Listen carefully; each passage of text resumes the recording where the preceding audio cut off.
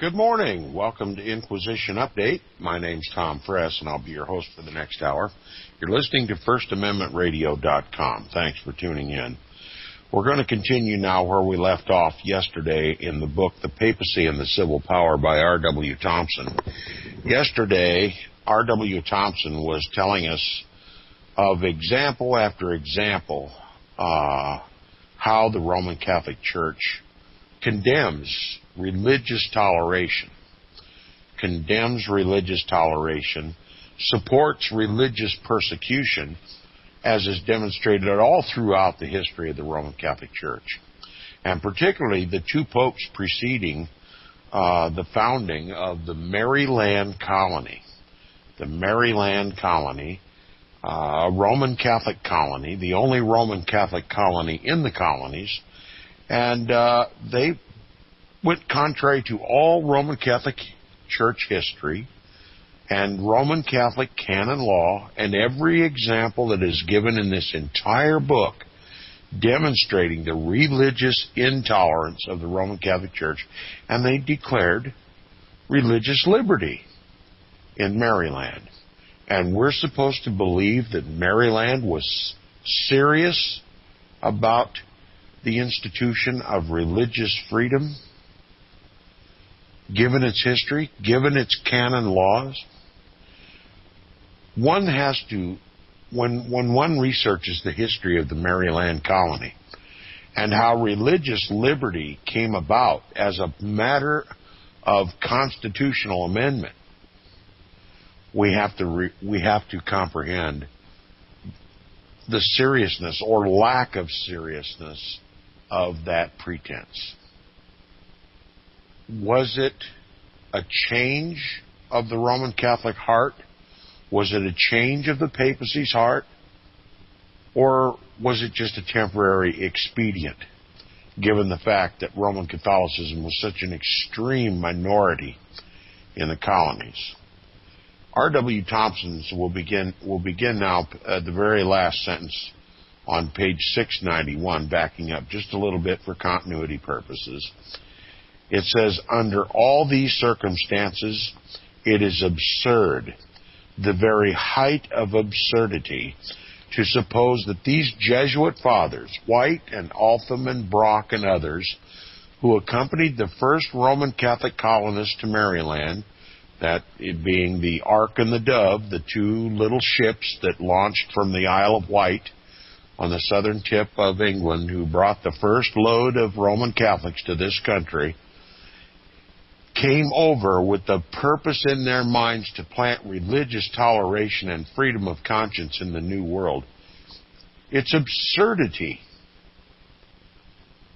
to seriously believe that those Catholics and those Jesuit priests, who were created for the primary purpose of destroying Protestantism, would come to this country and establish the Maryland colony with a tenet of religious liberty. It's untenable. R.W. Thompson continues, he says, the idea is preposterous, and who is credulous enough to believe it is also ready to believe that Gregory VII, that Pope Adrian IV, and Alexander III, and Innocent III, and Boniface VIII made the service of God the sole motive of their lives and undertook no efforts to seize upon the temporal scepters of kings. In other words, to believe that those early Catholic immigrants to the colonies came here with the heartfelt purpose of establishing religious liberty in this country, if you believe that, then you would believe that submarines have screen doors. Okay, enough said. Now he says, whatsoever then was done in the colony of Maryland in favor of religious toleration was done only in obedience to the charter and against the known and steady policy of both the Church of Rome and the Jesuits. Nobody can justify the intolerance of the Episcopalians of Virginia or the Puritans of New England, and while we may now congratulate ourselves that counteracting influences were planted in Maryland, it should not be forgotten that those who brought them accepted toleration from compulsion and employed all the arts and cunning of Jesuitism to get rid of it. Intolerance, it is true, according with the spirit of that age, and some allowance, but no apology, is to be made for it on that account. But the first influence that set in against it were Protestant exclusively, not Roman Catholic. Nowhere in the Catholic world could religious toleration obtain a foothold. Although great men and laymen of the church gave it their support, Rome would not permit it, and her fiat was the law of the church. Quote, "When Rome has spoken," says Augustine, "that's the end of the matter." Unquote. The first legislation in Maryland in favor of freedom of conscience was in 1649, 15 years after the colony had been planted. Earlier assemblies had enacted laws, but they were not approved by Lord Baltimore and were therefore lost.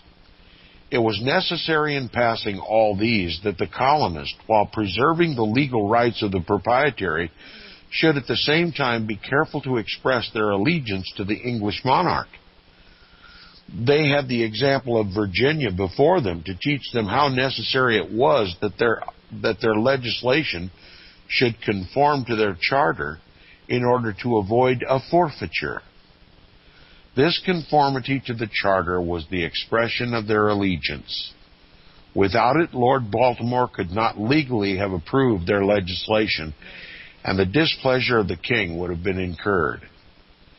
In any aspect of the question, then, the legislation of 1649 was a necessary duty imposed by their fundamental law and was almost in the language of the charter. It was an act of legal obedience, nothing more. If apart from this, it had the hearty assent of the Roman Catholic laymen of the colony, that only goes to show what has often appeared elsewhere, that liberal-minded men of that church have had courage enough to defy the papacy in their advocacy of an inalienable natural right of mankind. To these, if such were the fact, all possible honor is due, and we should not be slow to render it. And even now, in the present aspect of affairs, it may well be left unchallenged. For neither then nor now could religious toleration obtain the sanction and approval of the papacy. It could not have done so then because Pope Innocent X was Pope, and he, in a pontifical bull delivered ex cathedra, denounced the Treaty of Westphalia, which ended the 30 Years' War by restoring peace to Germany and placed every religious sect on an equal footing, declaring it to be prejudicial to the Catholic religion, to divine worship, to the safety of souls, and to the apostolic see, and null, vain, and iniquitous. So that's what the Pope calls religious liberty, religious tolerance, freedom of conscience, freedom of religion. He calls it prejudicial to the Roman Catholic Church, prejudicial to the divine worship of the Roman Catholic Church, prejudicial to the safety of souls, prejudicial to the apostolic see. And he declared it in that bull to be null, vain, and iniquitous. So who can seriously consider the possibility, even the possibility, that the true sentiment of the Catholics and the Jesuit priests who boarded that ship to come to this country had in their hearts to make America religiously free? It can't be. It simply cannot be. And we must conclude, as does R.W. Thompson, it was only for a temporary reason. And we're seeing the end of that temporary condition today. Religious intolerance is going to replace freedom of religion in America. He continues, he says it could not be done now because Pope Pius IX has announced in his syllabus of 1864 and elsewhere that it is in violation of God's law and the faith of the Church, that Pope Innocent X and all other intolerant popes were infallible, and that unqualified and unresisting obedience is due both to the doctrines set forth by them as well as those which have been set forth by him. If the Roman Catholic laymen of Maryland in 1649 were so far removed from the immediate influence of Pope Innocent X that they dared to give expression to their honest sentiments in favor of toleration, let us cherish their memory with affection. But the immediate question which concerns us now, and which is practical in all its bearings, is this: are the Roman Catholic laymen of the United States at this time sufficiently removed from the immediate influence of Pope Pius IX to stand firmly by the honest sentiments of their own hearts and defend religious toleration at the hazard of incurring excommunication and anathema? If they are, if our free institutions have given growth and strength to their natural love of liberty, and they cherish the hope that they may be preserved as an asylum where Protestants and Roman Catholics may mingle together in harmony and enjoy whatsoever forms of religious liberty their consciences shall approve, then to them also should appropriate honors be given. And this is the great question to which all our inquiries tend.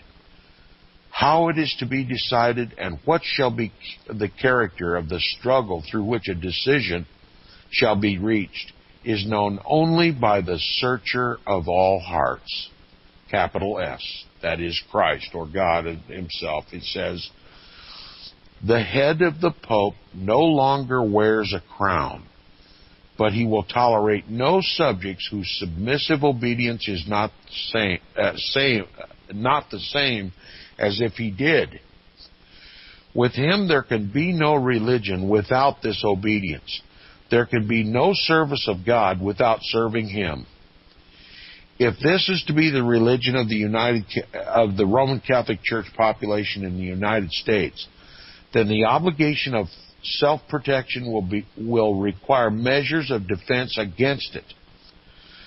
What these shall be, it would be premature to discuss until this preliminary question shall have been decided, and this cannot be put off much longer. It is crowding upon us every day, and each demand from Rome increases its proportions. Now that's the end of chapter 22, and before I continue to chapter 23, I want to go back and say something about this sentence that may seem confusing to my listeners. R.W. Thompson said, the head of the Pope no longer wears a crown. All right. Now, what is R.W. Thompson talking about? First of all, the popes, even today, although not so much publicly anymore because it raises too much criticism, but the Pope wears the papal tiara, that beehive-shaped hat that looks like, maybe you might refer to it, the bullet-shaped hat that has 3 crowns on it. That's why it's called the tiara. It has 3 crowns on it. The uppermost crown represents the Pope's authority over heaven. The middle crown represents his authority over earth. And the lower crown represents his authority over hell. That is the papal tiara. That's not the crown that this author is talking about. What he is talking about is the crown worn by kings. What he's literally talking about is the temporal power of the Pope. He's in effect saying that the Pope no longer is a temporal king upon the earth. Now, what did he mean by that? He simply meant that during the time of the Protestant Reformation and all the upheaval that took place after the mortal wound was so-called inflicted upon the papacy, he no longer carried the temporal sword. He no longer controlled the kings of the earth. Liberty had been proclaimed by the Scriptures. People began to read the Scriptures for themselves. They realized they didn't need a pope anymore, and that the pope didn't have any temporal power, not legitimately, at least not from God. They believed, the Protestant reformers believed to a man, every one of them, that the Pope was the biblical, historical, and prophetic Antichrist, and they had no obligation to obey him. So all of Europe rebelled against the papacy. And I laughingly refer to it, they put the jackal back in his box. And this is the time that R.W. Thompson is writing about.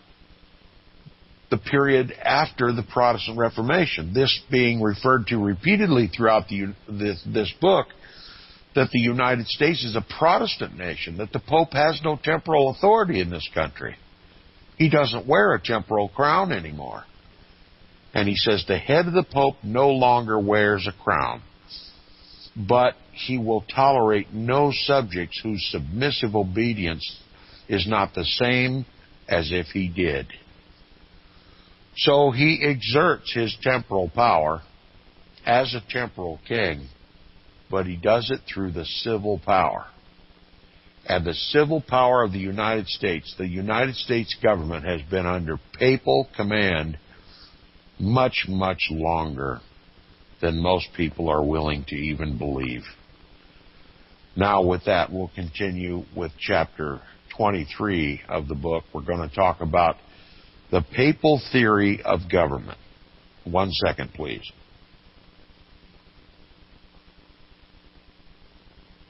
All right.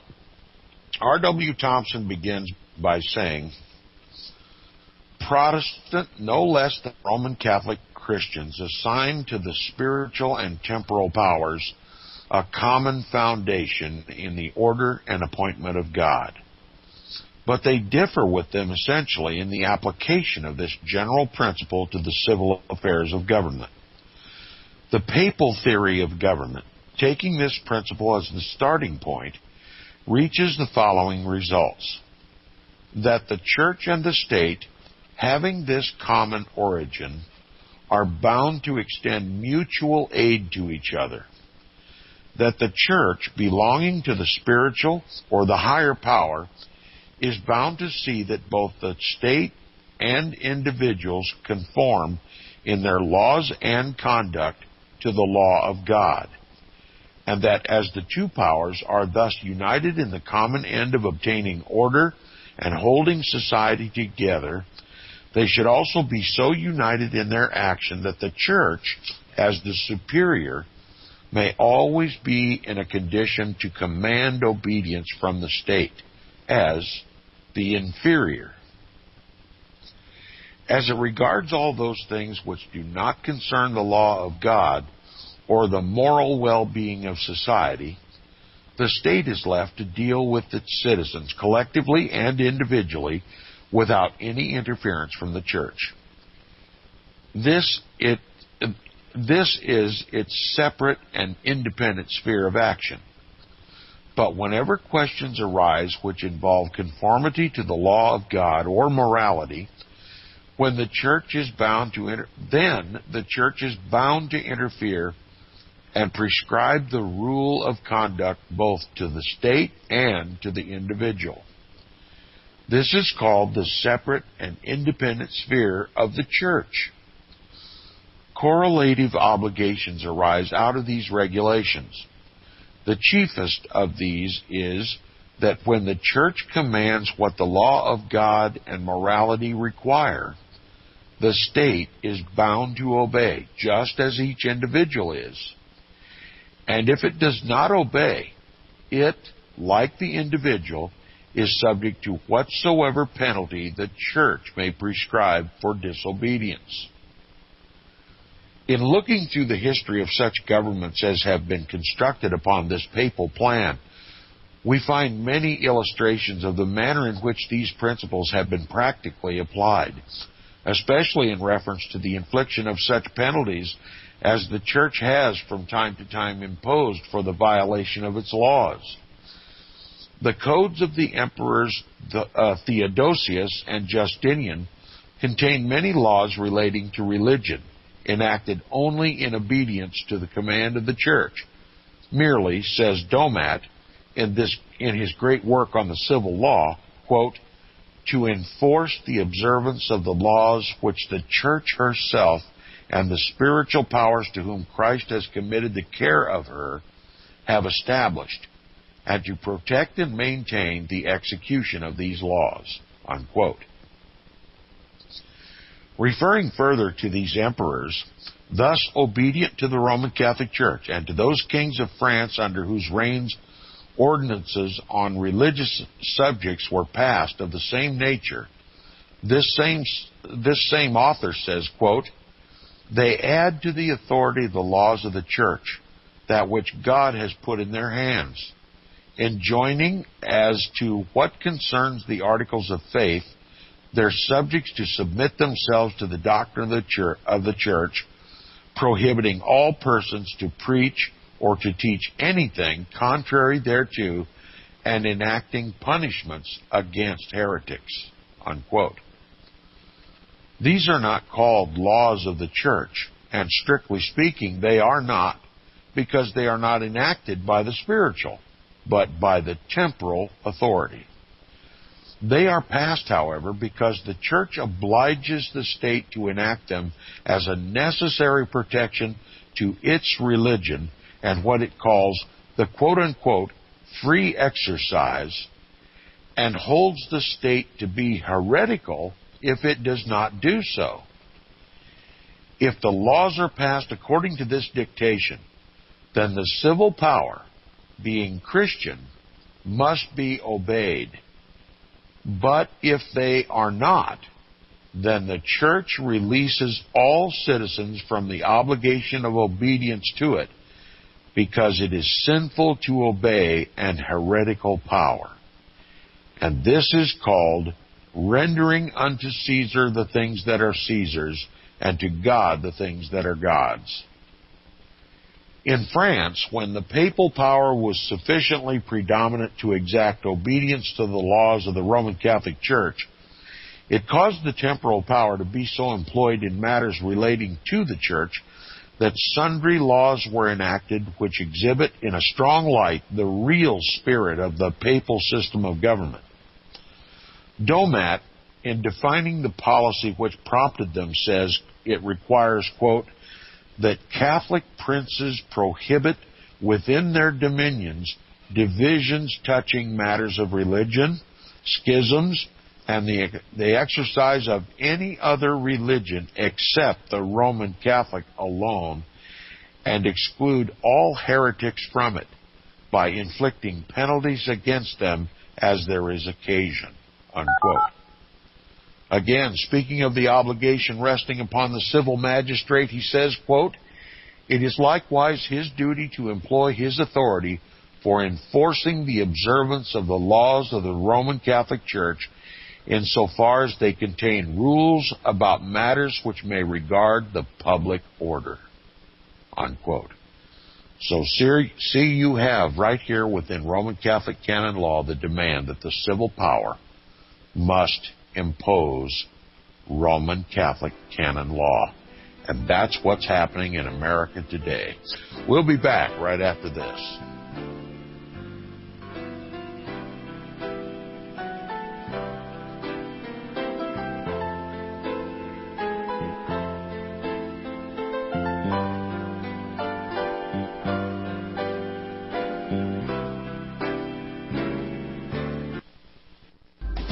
Years ahead of the dominant media, FirstAmendmentRadio.com and FirstAmendmentRadio.net. I know you all want answers, and believe me, so do I, and I'll do my best to get them. Have you seen the Left Behind movies? Have you read the Left Behind fictional book series? Not everyone believes Left Behind is true prophecy. Some may even regard as conspiratorial. the mainstream re-release of the Left Behind movie with actor Nicolas Cage portraying the main character as an attempt to further reinforce in the minds of all this perception of false prophecy in order to condition the masses for the play about to begin. Because they see the world stage shaping to fulfill what they have been led to believe is sound biblical interpretation, a left behind rapture scenario, this false view of prophecy is reinforced in the mind, not only of its adherents, but also includes those who have been merely exposed to the specific media. Is it possible that false prophecy can be fulfilled? The rapture theories have always been in dispute. Pre-trib, mid-trib, and post-trib disputes have risen up in exclusively evangelical circles of recent history, so that when true believers don't suddenly disappear, this element will easily go by the wayside when all see a new Jewish temple begin to be built. Will this be part of the great delusion that will come upon the whole earth? It seems that this great prophetic delusion has already overcome practically the entire American evangelical and Christian world. Get the book, The Rapture Will Be Canceled. To learn more, visit crosstheborder.org. That's CROSS, crosstheborder.org. The book of Revelation says, the spirit of prophecy is the testimony of Jesus Christ. This is at the very heart of FirstAmendmentRadio.com. In that spirit, we have created the Prophecy Reality News app for all of your mobile devices, streaming First Amendment Radio 24 hours a day, 7 days a week. Available for your Apple, Android device, and smartphone, absolutely free. Get the Prophecy Reality News app installed today so you can listen to First Amendment Radio wherever you are. The Prophecy Reality News app. Get it now.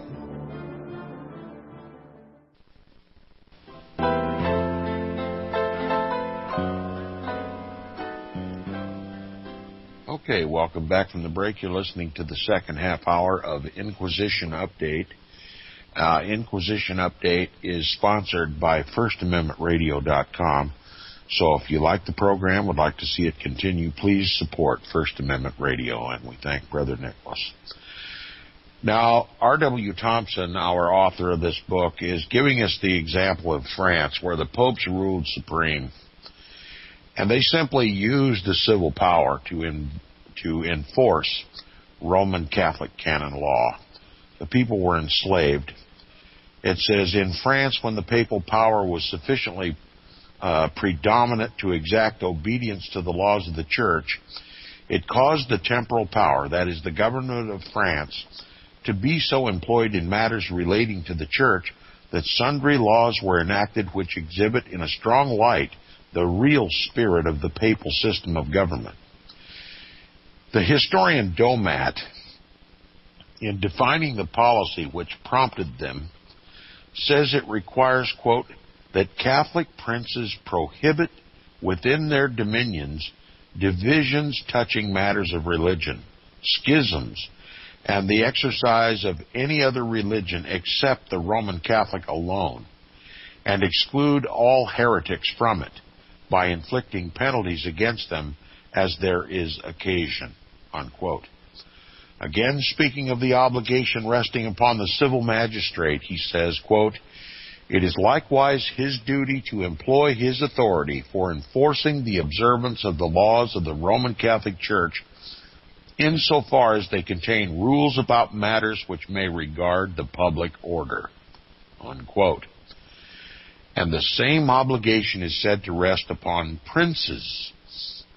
And then, as a consequence necessarily resulting from this superiority of the Church and inferiority of the state, he says, quote, that no person has a right to revenge the encroachments which the ministers of the Church may make on the rights of temporal princes, unquote, thus exempting the Pope in administration of the affairs of the papacy from responsibility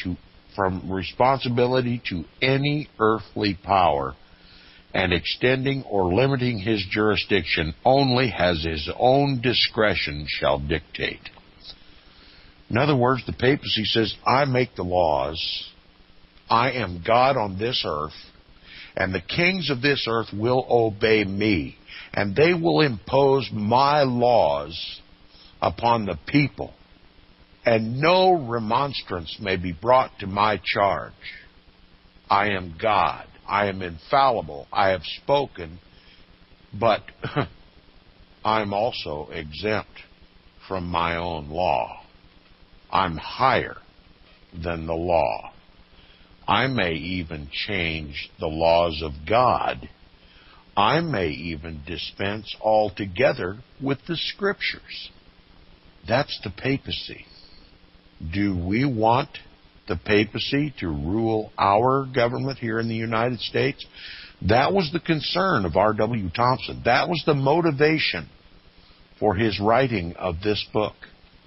It's a clear warning to the people of the United States what tyranny will exist in this country if we ever fall asleep, if we ever forget papal history, if we ever forget the history of the Roman Catholic Church, if we ever join the ecumenical movement to reunite with this church.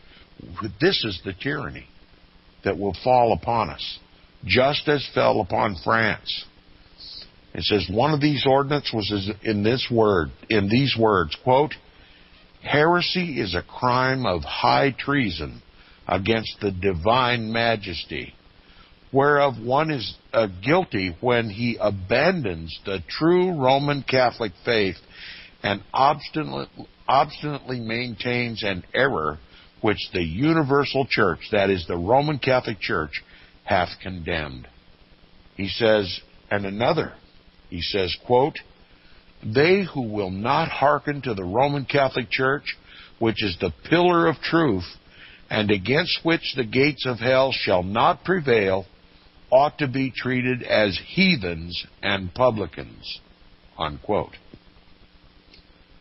In other words, you must be Catholic, not only in profession, but in deed, and not only in deed and profession, but in will, or you are labeled a heretic, and you are to be treated like a heretic. Is that what we want for Protestant America? He says the following modes whereby the progress of heresy was required to be hindered are particularly pointed out. Take from heretics the places where they assemble for worship. Forbid them from assembling in private houses. Remove their ministers into distant parts. Quote, take care that the children of heretics, that is, the children of Protestants, be educated in the schools of the Orthodox, unquote.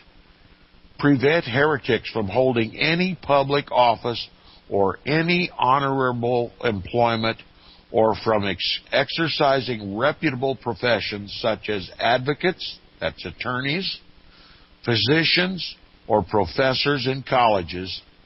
Subject them to the corporal punishment, and finally, put them to death. And those guilty of blasphemy were thus dealt with. They were fined for the first offense, but in the event of frequent relapses, quote, their lips are pierced with hot irons, their tongues are cut out, and they are condemned to the pillory, to banishment, and to the galleys, unquote, and at last, quote, even to death itself, unquote. Is that what we want in once Protestant America? Do you see what the ecumenical movement has the potential of bringing upon this country? He says these ordinances were enacted in France during the reigns of those kings who were held in the highest estimation by the papacy as the most beloved and honored sons of the Roman Catholic Church on account of their obedience to its commands and their devotion to the cause of religion. By means of them, and others of like nature, they caused themselves to be esteemed in Rome as foremost among the Christian princes, and placed France in the very front rank of Christian states.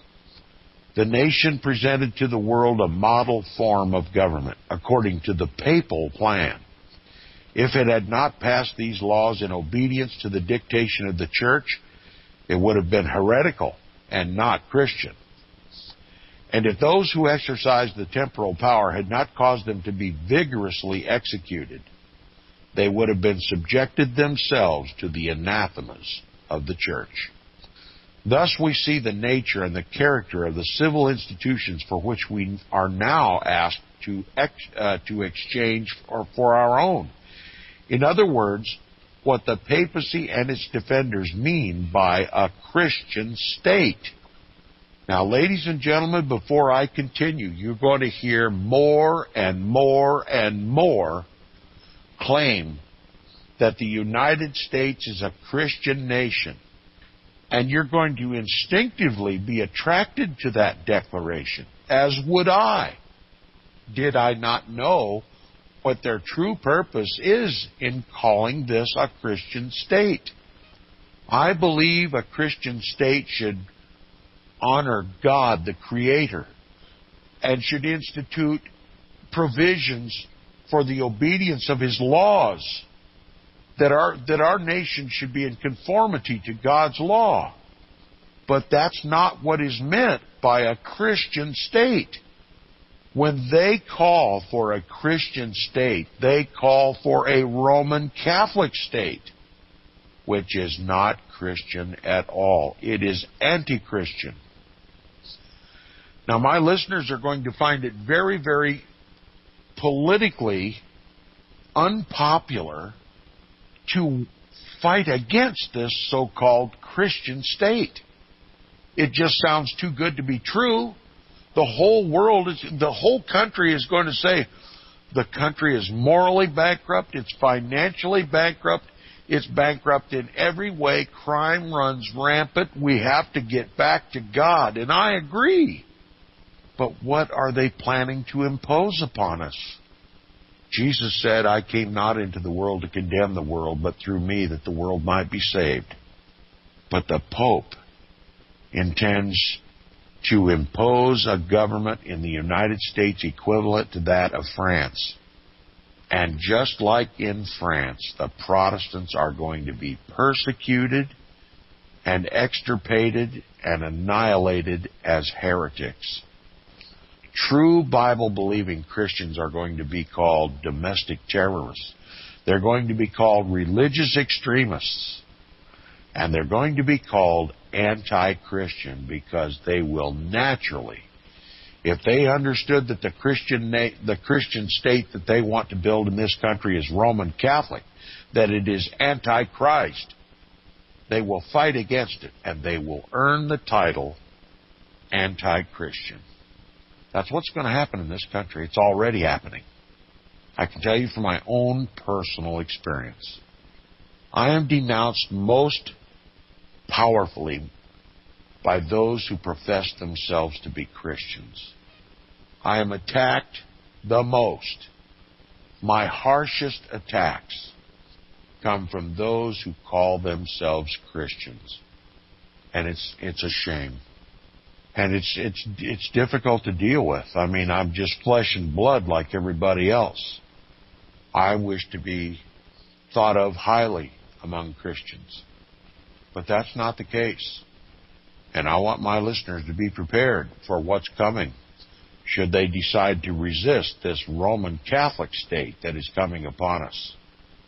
R.W. Thompson continues. He says, why are Roman Catholic states required to exhibit their obedience to the Church by enacting such laws as these? Manifestly, because they concern the faith, and the principles involved in them are considered necessary to be believed as part of it.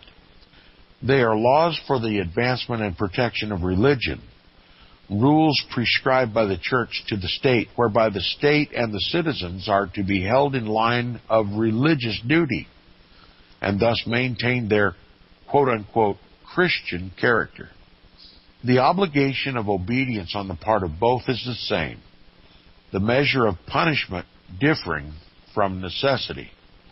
As the above-named ordinances cannot reach the state, which has no corporal body to be punished or soul to be damned, it becomes equally heretical with the individual by its act of disobedience, and thereby forfeits its right to exist as a state, because the Roman Catholic Church considers it as much a violation of the law of God for a state to commit heresy as it does for an individual to commit it. Now, can I stop and just add a comment? Now you see the light through which the papacy views the United States of America. It views it as a heretical government, a heretical state, a government de facto that needs to be done away with. And that's what they're doing. And it says, and those who administer its affairs forfeit their right to do so because they are guilty of treason against God. Consequently, the church, that is the Pope, because he is the church according to Roman Catholic law, Roman Catholic canon law, releases the citizens of the heretical state from any further obligation to obey its laws or its heretical governors, and supplies it with such other laws and governors as shall put it back upon the Christian path. That's what's going to happen. That's what is happening right now today. Laws are being passed to put us back on the Christian path. That is the Roman Catholic path. And what laws are being put in place to bring the United States back to the quote-unquote Christian path? The Patriot Act, the NDAA, gun legislation, and what is being done also to ensure that the people of this country conform to it? Every social program, including health care, is going to bind us to obedience. If we wish to rebel against this Roman Catholic government that's being imposed upon us, we will be denied the very necessities of life. And so we're going to have a choice to make.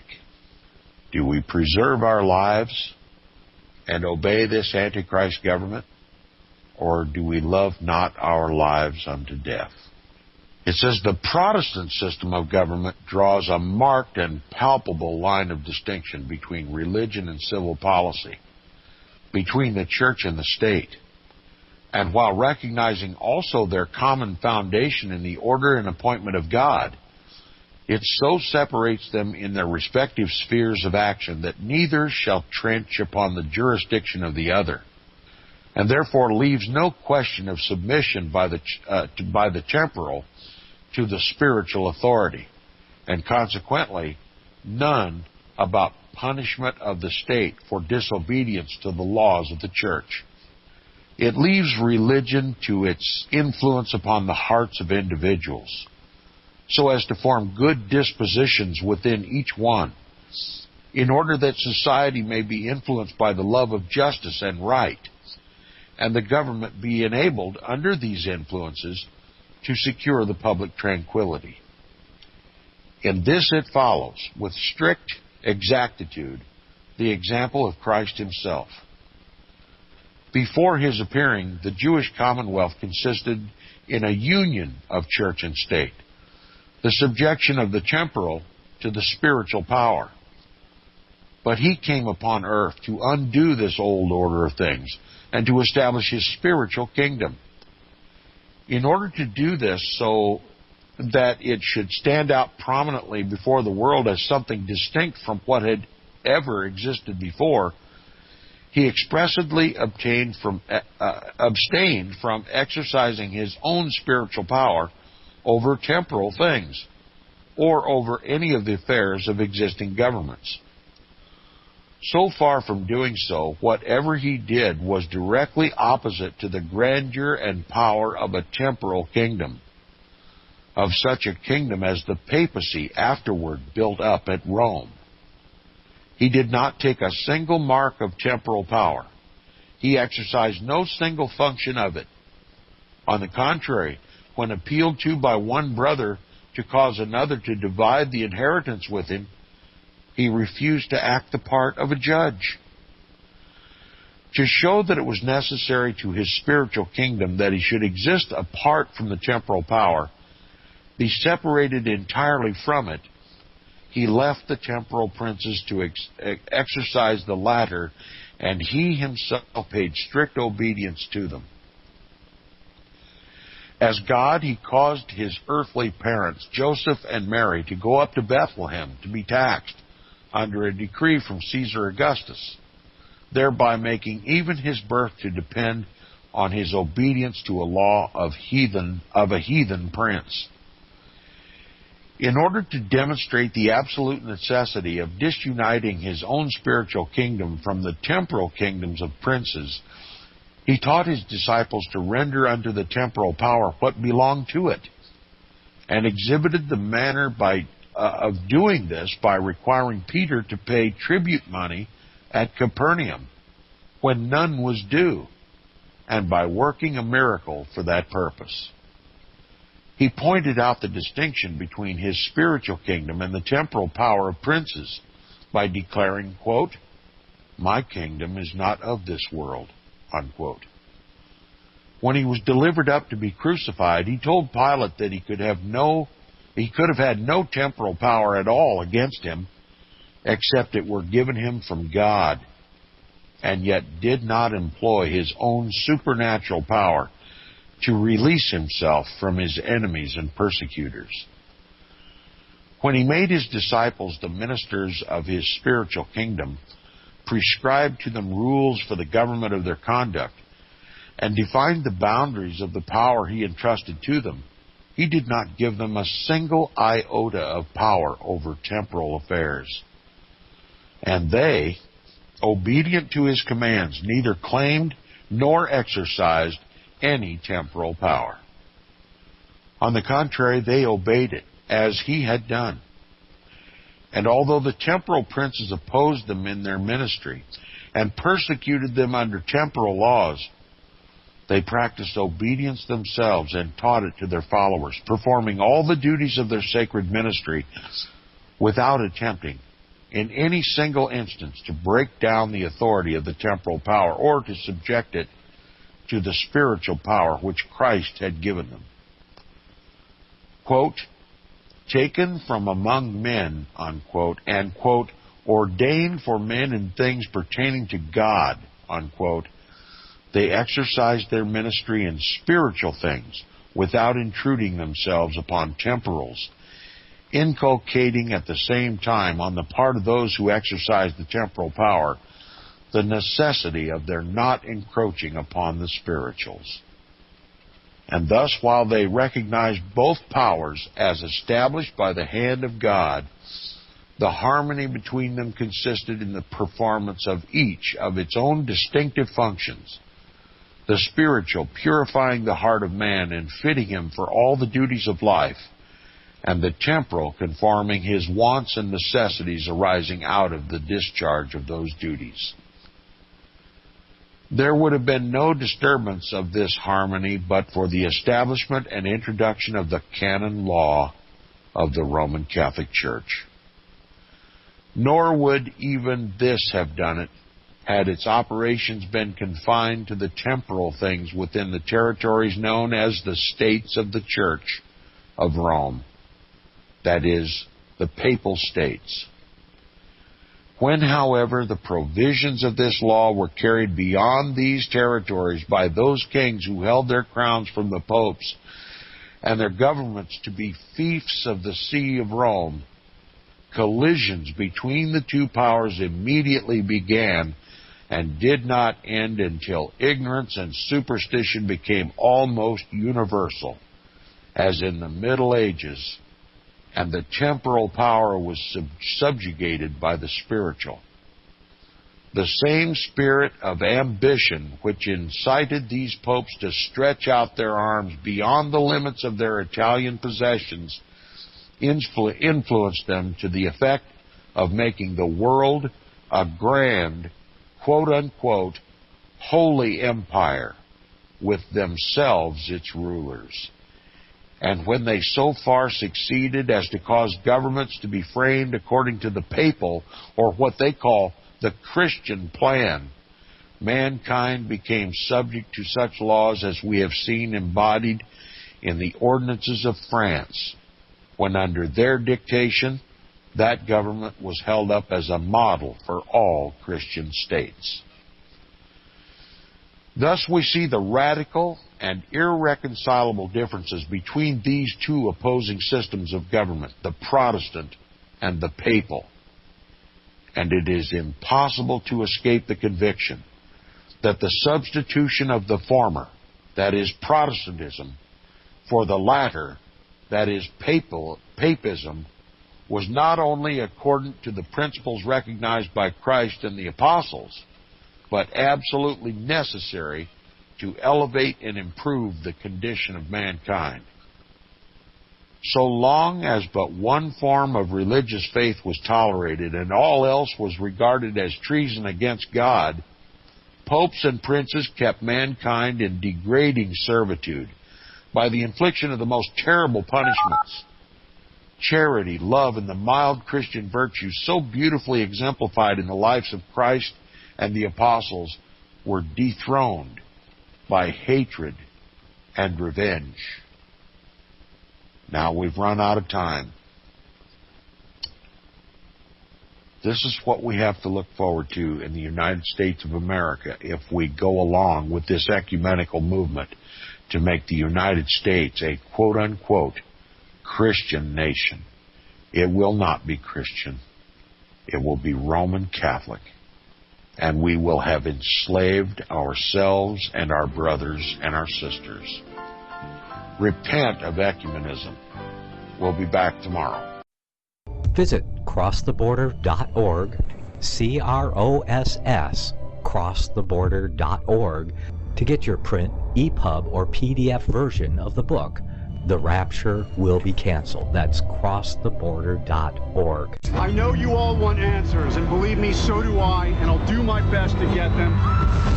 Despite Nicolas Cage's promise to do his best to get left behind rapture answers for us, don't hold your breath.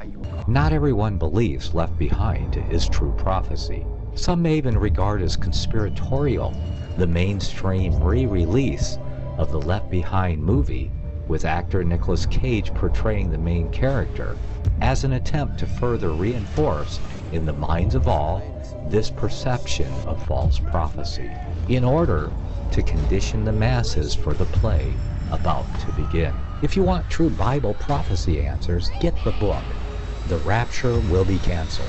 The author exposes the Latin rapture origin, the 7-year tribulation deception, true Bible revelation of Daniel's 70 weeks, the abomination of desolation, the restrainer, America in the Revelation, the image of the beast and the mark of the beast, and the truth about God's chosen people, and so much more about Bible prophecy. This book will shatter the Left Behind paradigm of future events. Get the book, The Rapture Will Be Canceled. Visit crosstheborder.org, CROSS, crosstheborder.org, to get your print, EPUB, or PDF version of the book, The Rapture Will Be Canceled. That's crosstheborder.org.